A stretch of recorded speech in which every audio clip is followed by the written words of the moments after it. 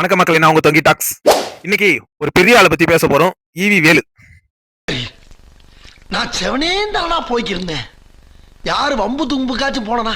ஒரு முன்னாள் அமைச்சர், முன்னாள் எம்எல்ஏ, திமுகவோட தூண். அவர் எது வேணாலும் சொல்லலாம். அதே மாதிரி ஒரு பெரிய ஆள் அவரு. அவரை பத்தி என்னடா பேச போறேன் நீங்க கேட்டீங்கன்னா, ஒரு 40 வருஷத்துக்கு முன்னாடி ஒரு சாதாரண பஸ் கண்டக்டர் மக்களே. ஏன்னா இன்னைக்கு ஒரு பெரிய கோடீஸ்வரன். சிங்கப்பூர்ல இருக்க ஹாஸ்பிட்டல்ல போயிட்டு மெடிக்கல் செக்அப் பண்ற அளவுக்கு பெரிய ஆளு. ஹார்ட் அட்டாக் வேற வரப்போகுது போல. அதனால அவர் அப்படி இருக்காருன்னு நான் நினைக்கிறேன். அது எப்படி அவர் சொந்தமா வச்சிருக்க ஹாஸ்பிட்டல்ல நம்பிக்கை இல்லாமலா? அந்த ஹாஸ்பிட்டல் எவ்வளவு பேர் வந்து பாக்குறாங்க, எவ்வளவு மெடிக்கல் காலேஜ் வச்சிருக்காரு, எவ்வளவு பேர் வந்து பாக்குறாங்க. அவருக்கே அது மேல நம்பிக்கை இல்லாம இங்க இருந்து சிங்கப்பூர் போறாரு மக்களே. பாருங்க. சரி, ஒரே டவுட்டே நீங்க எனக்கு கொஞ்சம் கிளாரிஃபை பண்ணுங்க. யாராச்சும் அவரோட சப்போர்ட் இருந்தீங்கன்னா மறக்காம எனக்கு கமெண்ட் பண்ணுங்க. ஒரு 40 வருஷத்துக்கு முன்னாடி அவர் ஒரு சாதாரண பஸ் கண்டக்டராமே. அவரோட ஹிஸ்டரி இன்னைக்கு நான் படிக்கிறப்ப தெரிஞ்சுக்கிறேன்.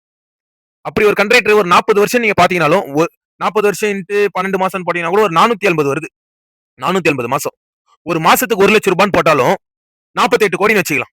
ஒரு 48 கோடியை வச்சு மெடிக்கல் காலேஜ், ஹாஸ்பிட்டல், கல்யாண மண்டபம், ஸ்கூலு, அவ்வளவு சொத்து, அவ்வளவு காரு, இது எல்லாத்தையும் வாங்க முடியுமா?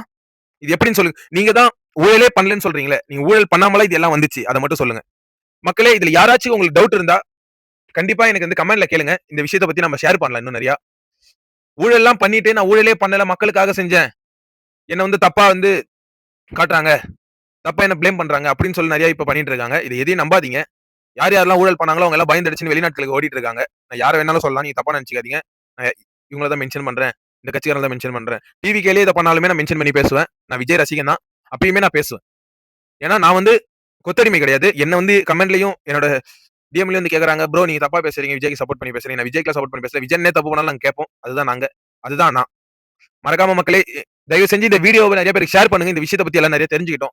மறக்காம என்ன ஃபாலோ பண்ணிட்டு இத பத்தி நீங்க என்ன கமெண்ட் பண்ணுங்க மக்களே. நன்றி.